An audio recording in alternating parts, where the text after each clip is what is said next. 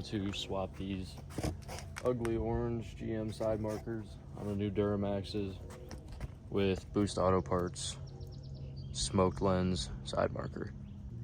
All you need to start is a T15 Torx bit, and you come in here and you take out all your Torx screws that hold in this fender liner, and it'll drop down, which will allow you to get to the two T20 screws that hold this light in behind it. However, I will not be taking out my fender liner. I'm actually going to replace the factory fender flares with gloss black GM ones.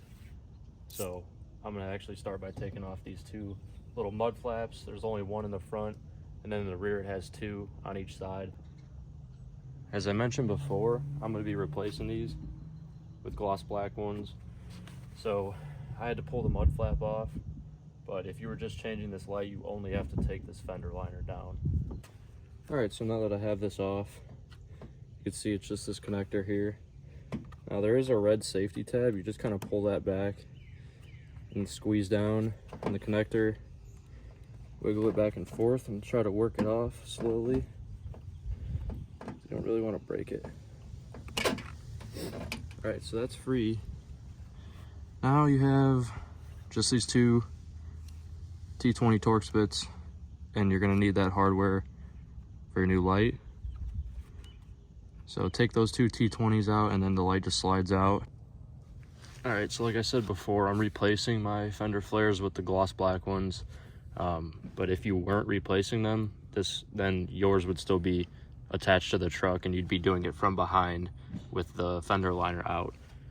So anyways, you take your T20 Torx bits here, and you're going to push the light in. First, take the plastic off. And you want to make sure when you push it in, there's little it kind of like snaps in, you'll feel it.